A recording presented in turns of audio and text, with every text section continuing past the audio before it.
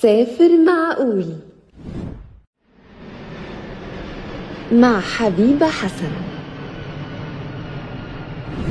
All for blind. اهلا بيكم مستمعين All for blind. لسه مكملين معاكم في سلسلة سافر معقول، وانا معاكم حبيبة حسن. بس قبل ما ابدأ ما تنسوش تعملوا لايك وشير وسبسكرايب على قناتنا على اليوتيوب، وما تنسوش تتابعونا على صفحتنا على الفيسبوك وانستجرام. ويلا بينا نشوف هنزور بلد ايه النهارده.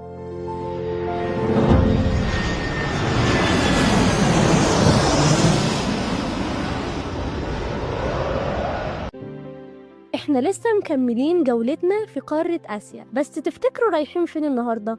تعالوا معايا نعرف. احنا هنزور مجموعة من مراكز التدريب والتأهيل المهني في الهند. ايوه، احنا مسافرين الهند دولة من الدول اللي بتحرص انها توفر فرص عمل للمكفوفين بجانب تعليمهم ودمجهم في المجتمع. فوفرت الهند مراكز مهمة جدا، وهي مراكز التدريب والتأهيل للمكفوفين. المراكز دي مشهورة جدا في الهند بتقديم خدمات تعليمية وتدريبية للمكفوفين، والهدف من المراكز دي إنها تمكن المكفوفين من تحقيق الاستقلالية والاندماج الكامل، وده عن طريق مجموعة من الأنشطة بتقدمها المراكز دي. تعالوا معايا نتعرف على الأنشطة دي.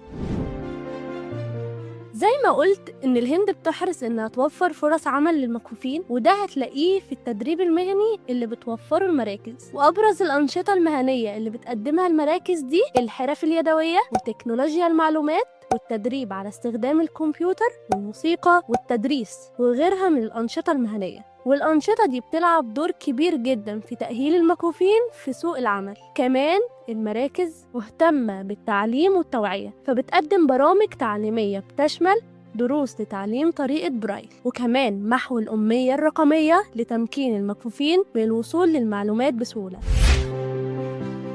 وعلشان صحة الكفيف النفسية من أهم الحاجات اللي لازم الدولة تهتم بيها، فالمراكز قدمت خدمات الدعم النفسي والاجتماعي. فبدأت المراكز بعمل جلسات استشارية لدعم المكفوفين وأسرهم بهدف تعزيز الثقة بالنفس عند الكفيف وتطوير المهارات الاجتماعية. ونيجي بقى لدور مراكز التدريب والتأهيل للمكفوفين في تنمية مواهب وهوايات الكفيف. فقدمت النشاط الترفيهي والرياضي. بتنظم المراكز فعاليات رياضية وثقافية بتساهم في تنمية مواهب وهوايات المكفوفين. وكده بكون خلصت رحلتي معاكم في الهند، وتعرفنا على دور مراكز التدريب والتأهيل للمكفوفين هناك. المراكز اللي بتهتم اهتمام كامل بكل ما يخص الكفيف من تدريب مهني، تعليم برايل، وتحسين الصحة النفسية للكفيف، وكمان تنمية مهارات وهوايات الكفيف. استنوني في رحلة جديدة في بلد جديدة وسافر معقول.